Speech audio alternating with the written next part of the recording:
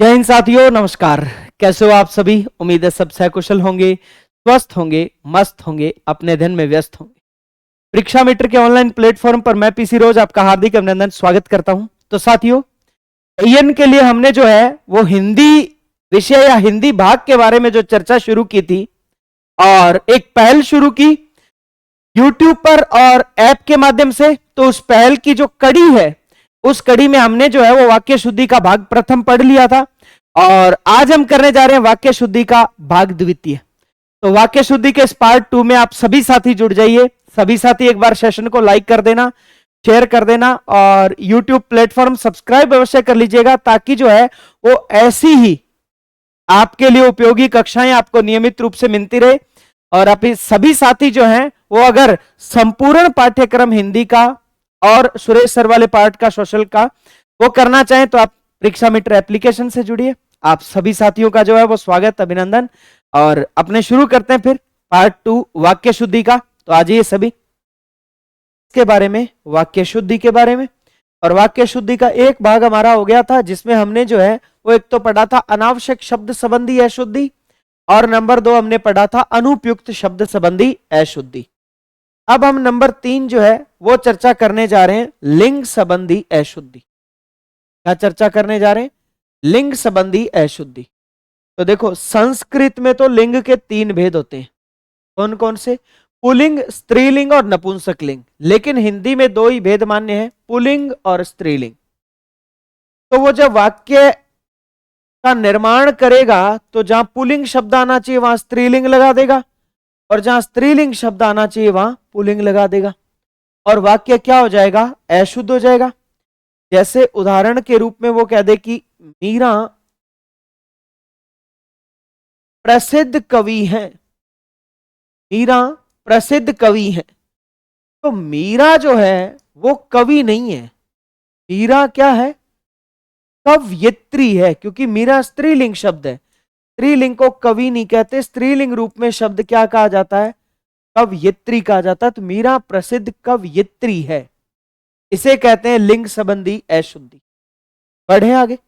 अब सुनिए, अब अगली बात क्या आती है लिंग संबंधी अशुद्धि में।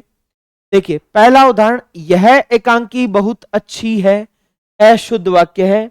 वाक्य शुद्ध होगा यह एकांकी बहुत अच्छा है। वाक्य शुद्ध क्या होगा?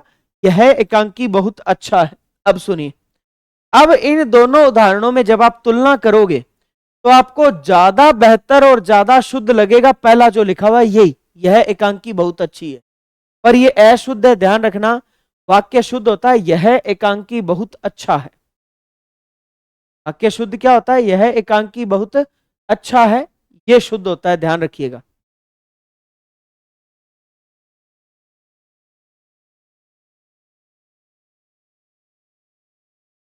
हाँ जी, अब सुनिए, कारण क्या है? क्योंकि एकांकी किसको कहा जाता है?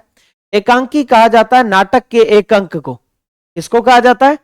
नाटक के एक अंक को कहा जाता है, या एक अंक का नाटक या नाटक का एक अंक। तो मुझे एक बात बताइए आप, नाटक का एक अंक अच्छी होता है या अच्छा होता है? बोले नाटक का एक अंक तो अच्छा होता है, तो यह एकांकी अच्छा है, यह शुद्ध होगा। मेरे मित्र की पत्नी विद्वान है। पत्नी है तो विद्वान नहीं है, महिलाओं के लिए विदुषी शब्द प्रयोग होता है, पुरुष होते हैं विद्वान। तो मेरे मित्र की पत्नी विदुषी है, विद्वान नहीं होगा, क्या होगा? विदुषी। मीरा प्रसिद्ध कवि है, तो मीरा कवि नहीं है, मीरा प्रसिद्ध कवयित्री है।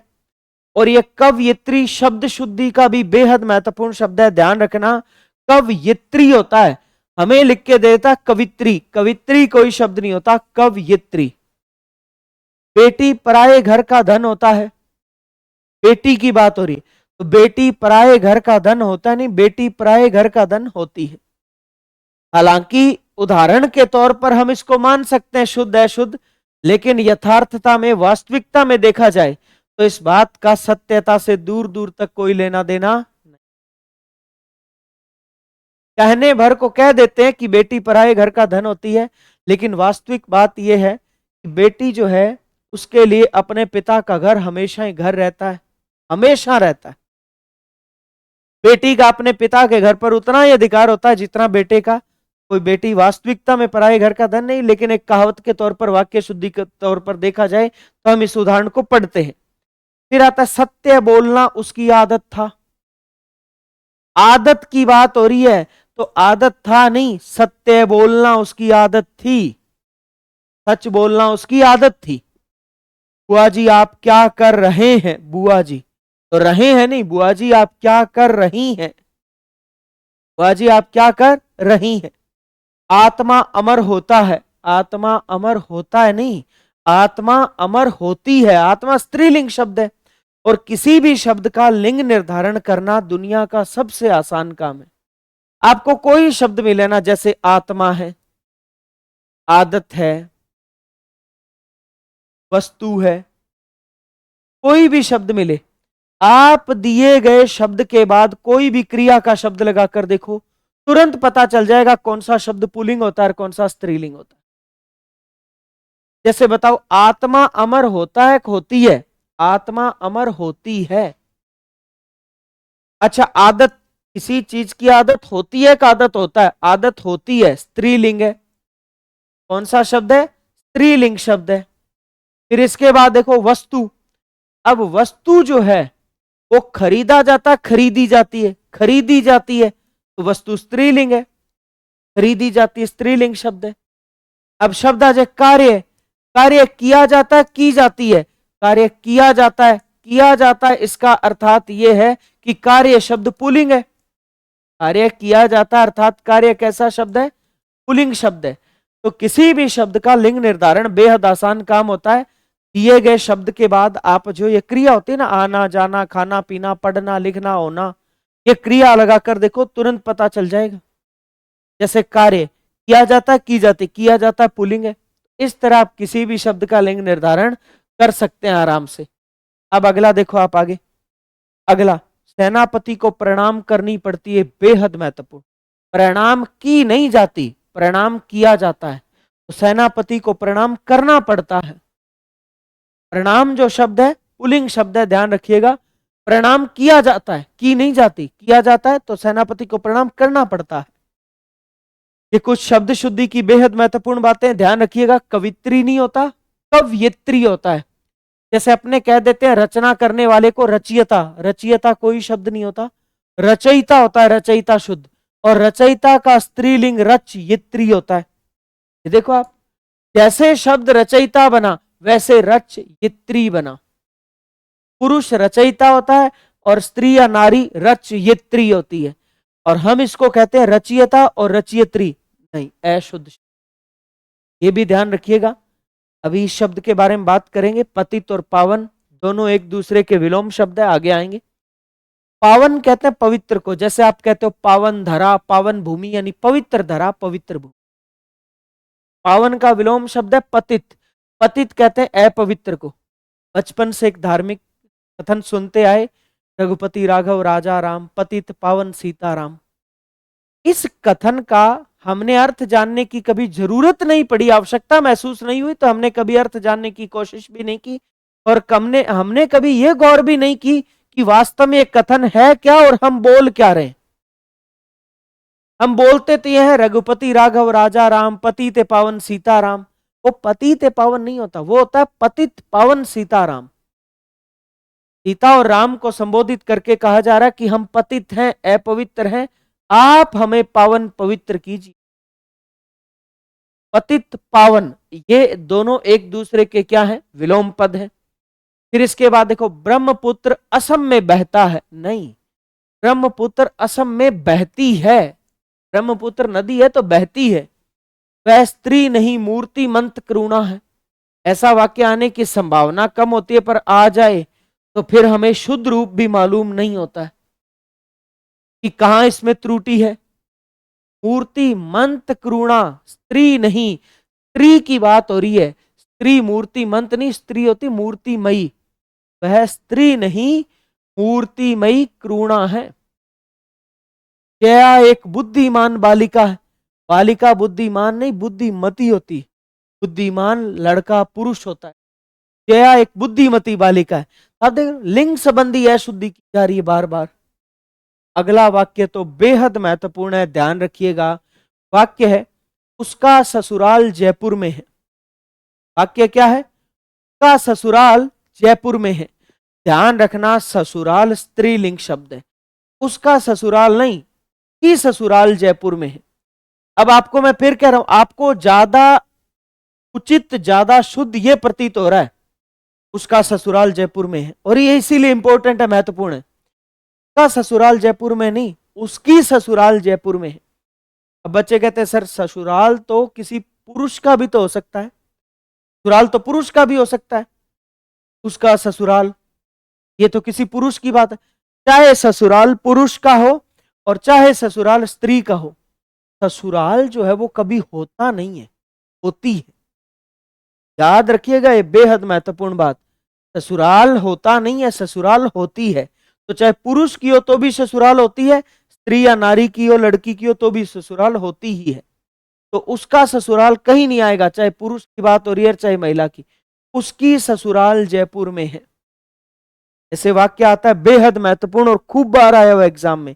वह अपने ससुराल गया है, नहीं, अपनी ससुराल गया है। अपनी ससुराल, ससुराल स्त्रीलिंग शब्द है। वह अपने धुन में जा रहा है, कैसे? अपने धुन कैसे? वह अपनी धुन में जा रहा है, अपनी धुन, स्त्रीलिंग पद का प्रयोग। गंगा पतित पावन नदी है, पावन पुलिंग शब्दों के लिए प्रयोग होता है। गंगा जो है वो स्त्रीलिंग है, स्त्रीलिंग है तो पावन नहीं आएगा, पावनी आएगा, पावनी। गंगा पतित पावनी नदी है। रामायण हमारी भक्ति ग्रंथ है, नहीं, रामायण हमारा भक्ति ग्रंथ, क्योंकि यहां हमारा शब्द इस ग्रंथ के लिए आया। रामायण हमारा ग्रंथ है, हमारी ग्रंथ है नहीं, हमारा भक्ति ग्रंथ या हमारा ग्रंथ है।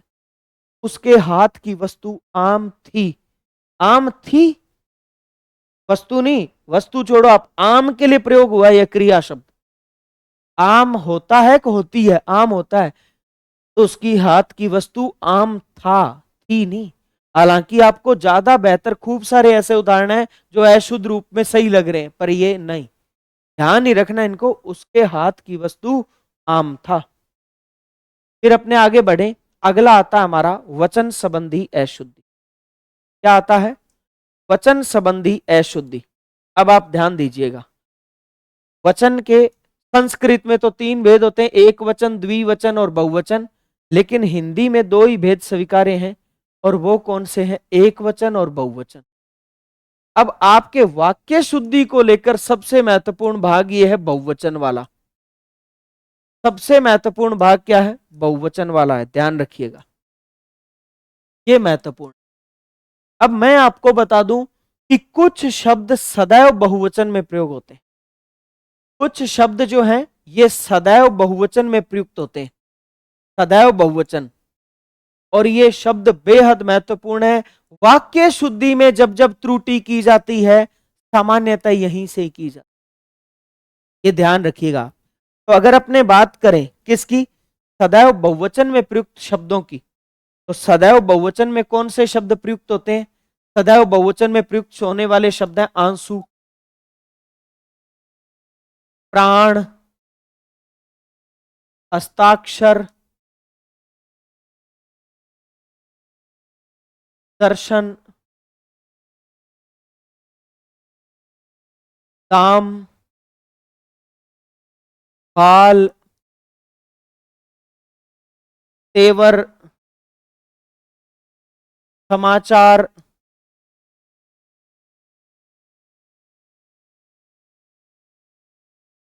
नियम,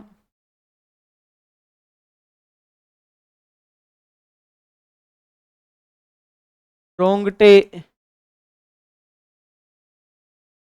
होश, ये जो शब्द हैं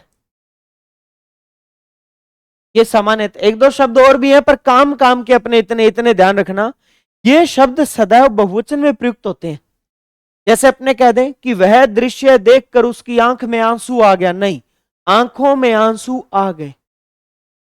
प्यास के मारे उसका प्राण निकल गया, नहीं, अशुद्ध। प्यास के मारे उसके प्राण निकल गए, निकल गया नहीं, निकल गए। यह मेरा ही हस्ताक्षर है, नहीं, ये मेरे ही हस्ताक्षर हैं।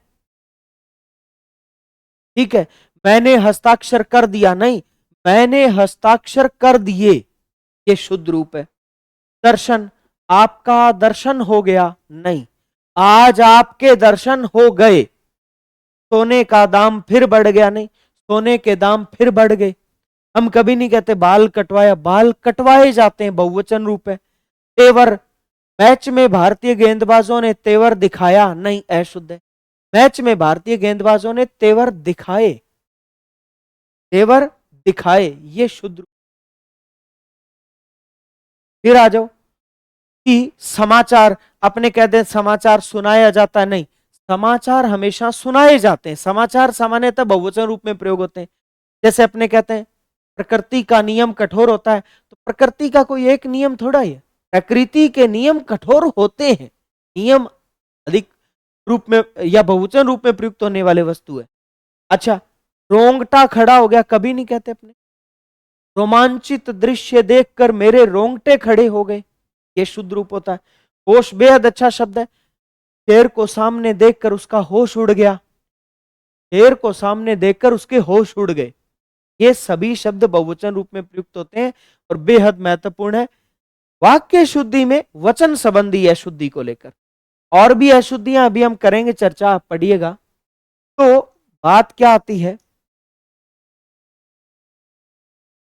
कहते नहीं आता वचन संबंधी अशुद्धि की अगर अपने बात करें तो देखो, वह दृश्य देख मेरी आंख में आंसू आ गया, नहीं, वह दृश्य देख मेरी आंखों में आंसू आ गए।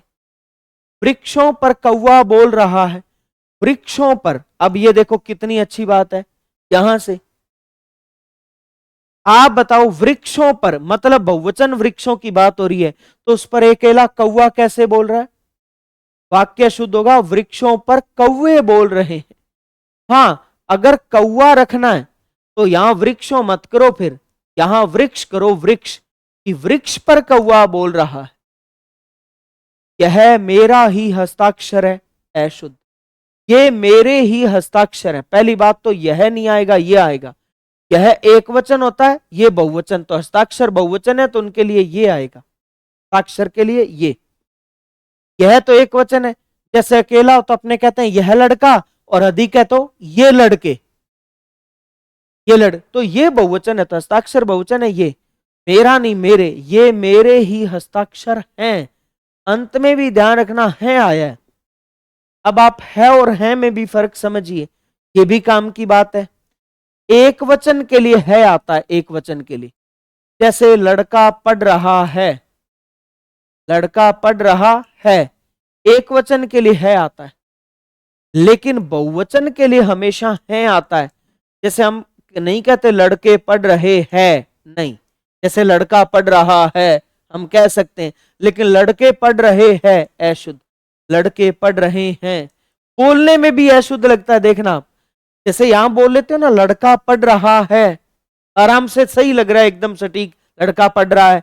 लेकिन ये लड़के पढ़ रहे हैं, थोड़ा अटपटा अजीब प्रतीत होता है ना, लड़के पढ़ रहे हैं बहुवचन के लिए।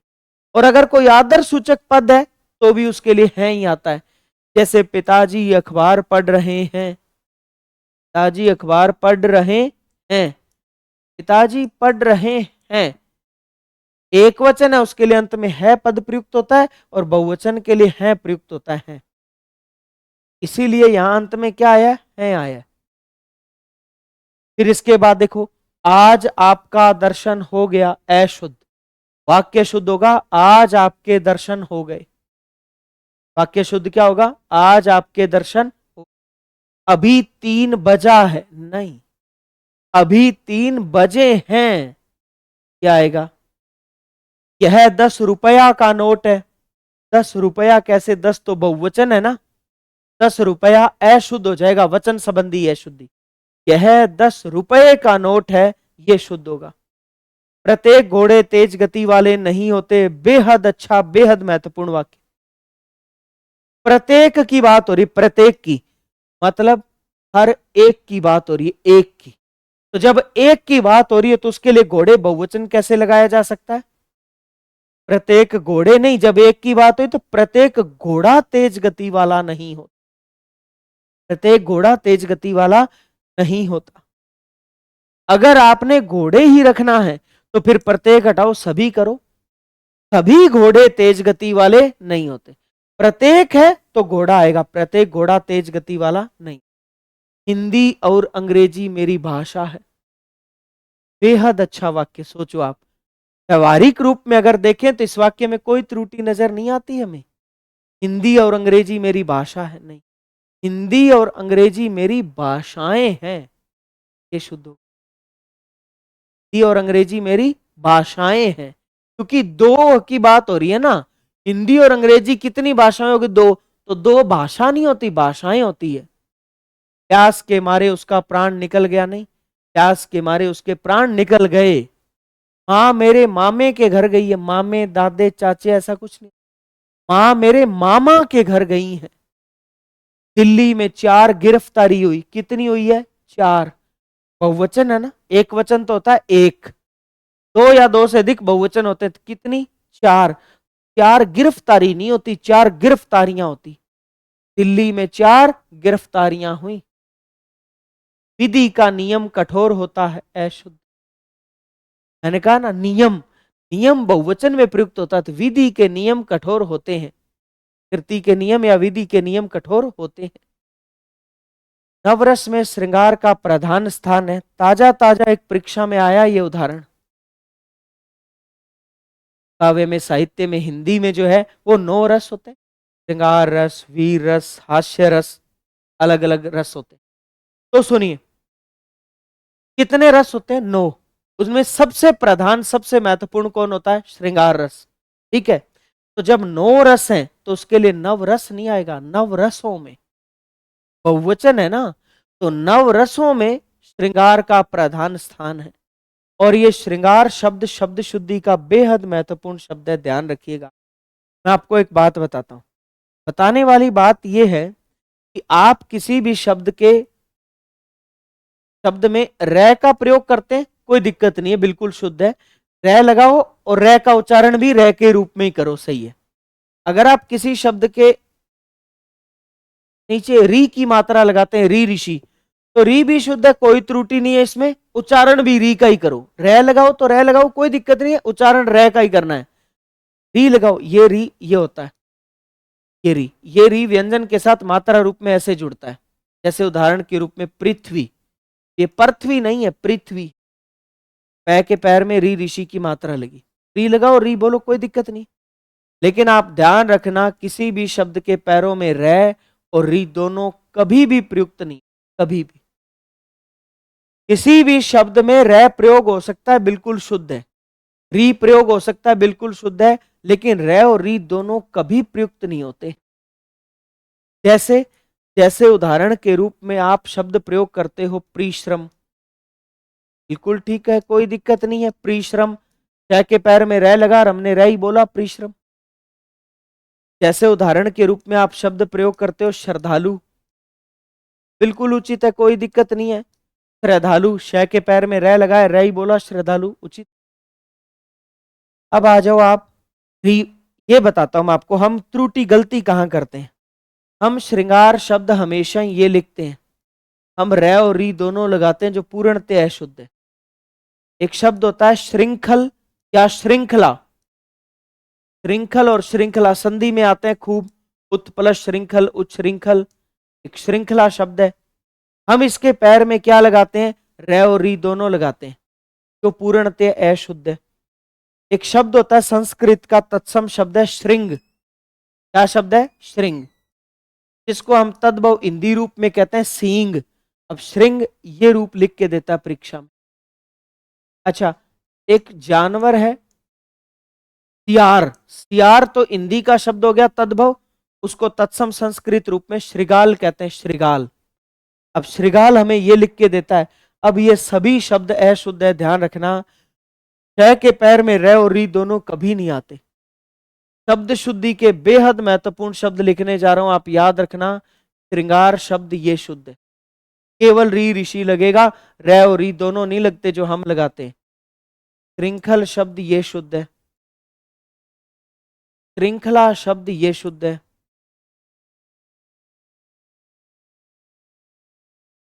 श्रृंग शब्द में केवल री ऋषि आएगा, रै और री दोनों नहीं आते, ये शुद्ध है। त्रिगाल शब्द में केवल री ऋषि आएगा, रे और री दोनों नहीं आते, ये अशुद्ध है, ये ध्यान रखिएगा। ये जो शब्द हैं ये शुद्ध है, कोई त्रुटि नहीं, ये भी शुद्ध है, कोई त्रुटि नहीं, बिल्कुल पूर्णतः शुद्ध है, लेकिन ये सभी क्या हैं, अशुद्ध।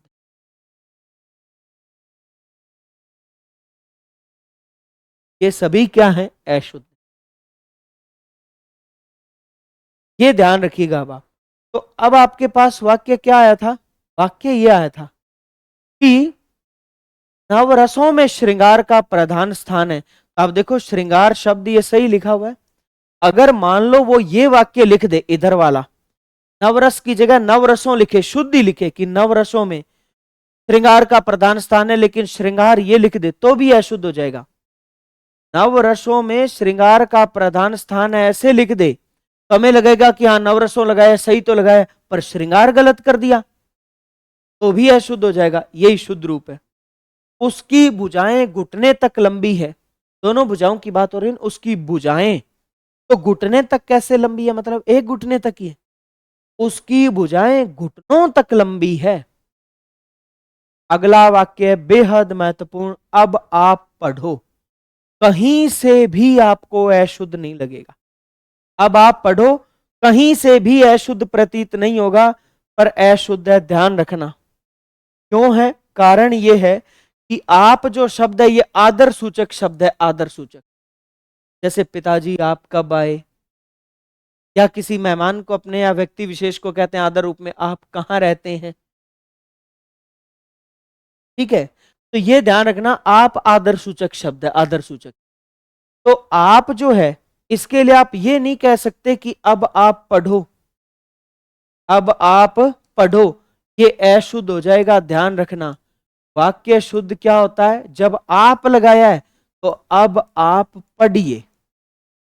वाक्य शुद्ध क्या होगा, अब आप पढ़िए। हां, अगर पढ़ो ही रखना है तो ये कर सकते हो, अब तुम पढ़ो। तुम लगाओ तो कह सकते हो अब तुम पढ़ो, लेकिन आप लगाया है तो पढ़ो नहीं, आप लगाया तो अब आप पढ़िए। जैसे अपने कह देते हैं अब आप जाओ, अशुद्ध। अब आप जाइए, अब तुम जाओ, ये शुद्ध है, अब तुम जाओ शुद्ध है, अब आप जाइए। ये छोटी छोटी बातें हैं, बेहद महत्वपूर्ण और काम की बातें, आप ध्यान रखिएगा, बेहद महत्वपूर्ण और काम की बातें। इसके बाद अपने आगे बात करें तो एक उदाहरण और आया था मेरे मस्तिष्क में, क्या था,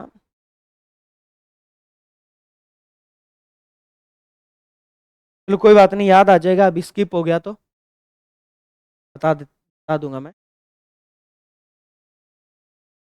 हाँ, याद आ ही गया, चलो सुनिए। इसके बाद अगली बात क्या आती है,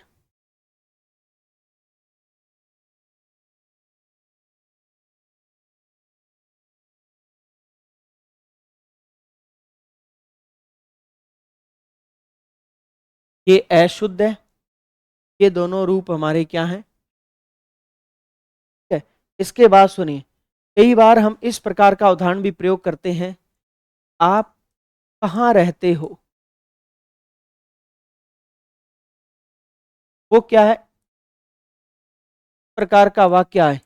तो व्यवहारिक रूप में तो इसको ठीक मानना है, लेकिन इसका वास्तविक जो शुद्ध रूप है, अगर मान लो ये दे ही दे, इस अशुद्धि का शुद्ध रूप बताओ, आप कहां रहते हो, आप कहां रहते हो शुद्ध नहीं होगा, वाक्य शुद्ध होगा आप कहां रहते हैं। बहुवचन या आदर सूचक के लिए है आप कहां रहते हैं, ये शुद्ध होगा। आप कहां रहते हैं, आप कहां रहते हो नहीं, आप कहां रहते हैं। आप कहां से आ रहे हो नहीं, आप कहां से आ रहे हैं, ये शुद्ध रूप होगा। अब चलिए वापस यहां, तो अगला क्या आया, अब आप पढ़ो नहीं, वाक्य शुद्ध क्या होगा, अब आप पढ़िए, अब आप पढ़िए। अब आप जाओ नहीं, अब आप जाइए, ये शुद्ध है। हाँ, ये कह सकते हो अब तुम जाओ, इसे कहते हैं वचन संबंधी अशुद्धि। आम और कलम शब्द संज्ञा है, इसी का एक प्रकार चल रहा है आगे, वचन संबंधी अशुद्धि। आम और कलम शब्द संज्ञा है। अब ये शब्द कितने हैं? दो। तो दो संज्ञा नहीं है, आम और कलम शब्द संज्ञाएं हैं। दो शब्द आए तो आम और कलम शब्द संज्ञाएं हैं। शहर प्राय गंदा होता है, तो क्या किसी एक शहर की बात हो रही है? क्या सभी शहरों की बात हो रही है? तो वाक्य शुद्ध होगा शहर प्राय गंदे होते हैं। शहर प्राय गंदे होते हैं। इन्हीं दो पर टिप्पणी लिखो। उधर मत जाना, केवल यहां ध्यान देना और इस वाक्य को दो बार और पढ़ो आराम से। कोई नहीं कह सकता, किसी सूरत में ये विचार पैदा ही नहीं हो सकता मस्तिष्क में कि इस वाक्य में कोई अशुद्धि। इन्हीं दो पर टिप्पणी लिखो। और हम यही रूप प्रयोग करते हैं आज तक, विद्यालय में, महाविद्यालय में, कॉलेज में, जब भी प्रयोग यही ना, किन्हीं दो पर टिप्पणी लिखो। दो पर लिखनी है तो टिप्पणी कैसे लिखोगे? दो पर तो टिप्पणियां लिखनी पड़ेगी, क्योंकि दो पर तो दो प्रयोग होगी टिप्पणियां। दो के लिए तो दो टिप्पणियां लिखनी है ना। तो ध्यान रखना, वाक्य शुद्ध होगा किन्हीं दो पर टिप्पणियां लिखो। बेहद अच्छा वाक्य। हिमालय पर्वत का राजा है। हिमालय किसी एक ही पर्वत का राजा है? हिमालय पर्वतों का राजा है। इसमें हिमालय शब्द ध्यान रखना, सॉरी, पर्वतों शब्द कोई हिमालय के लिए नहीं आया। हिमालय के लिए केवल हिमालय शब्द आया है। पर्वतों शब्द अन्य सभी पर्वतों के लिए आया। तुलना हो रही है हिमालय की अन्य पर्वतों से। हिमालय पर्वतों का राजा है। पर्वत का राजा है, पर्वतों का राजा। बेहद महत्वपूर्ण। मैंने अनेकों कहानियां पढ़ी। जितना महत्वपूर्ण हो सकता उतना महत्वपूर्ण मान के चलिए इसको। अनेकों कोई शब्द नहीं होता, ध्यान रखना। एक वचन शब्द होता है एक। एक वचन शब्द क्या होता है? एक। और उसका बहुवचन होता है अनेक। तो जब अनेक अपने आप में बहुवचन है, तो इसका और आगे बहुवचन अनेकों कैसे बनेगा? सवाल ही पैदा नहीं होता। वाक्य शुद्ध क्या होगा? वाक्य शुद्ध होगा मैंने अनेक कहानियां पढ़ी। अनेकों कहानियां नहीं, अनेकों कोई शब्द ही नहीं होता। और यह बात शब्द शुद्धि में भी ध्यान रखिएगा आप। शब्द शुद्धि में भी अनेकों नहीं होता, इसका शुद्ध रूप है अनेक। तो मैंने अनेक कहानियां पढ़ी। बार बार आता है एग्जाम में, श्री कृष्ण के अनेकों नाम हैं। क्या आता है? श्री कृष्ण के अनेकों नाम हैं। अशुद्ध।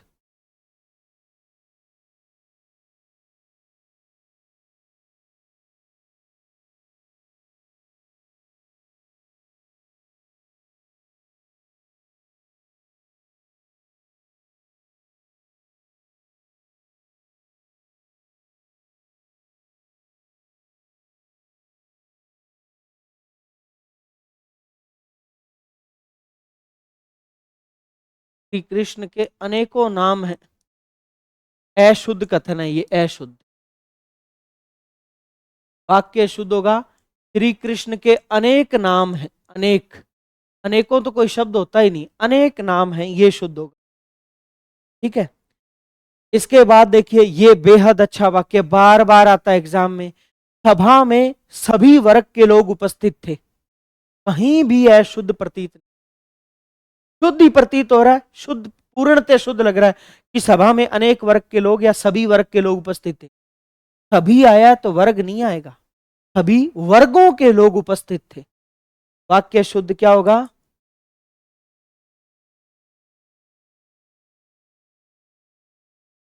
वाक्य शुद्ध होगा सभा में सभी वर्गों के लोग उपस्थित थे। सभी आए तो वर्ग नहीं, वर्गों। जैसे जैसे भारत में अनेक जाति रहती, अनेक रहती है तो जाति कैसे? भारत में अनेक जातियां रहती है। भारत में अनेक जातियां रहती है, ये शुद्ध हो। जैसे सदैव बहुवचन वाले ये लिखे हुए ना, अनेक शब्द भी सदैव बहुवचन में आता है, ये भी एक ध्यान रखना। यहां हमने नहीं लिखा था ना अनेक। अनेक शब्द भी हमेशा बहुवचन में आता है और अनेक शब्द ही शुद्ध है, ये भी ध्यान रखना। इसका और आगे कोई अनेकों रूप नहीं होता है। शब्द शुद्ध क्या है? अनेक शब्द ही शुद्ध है।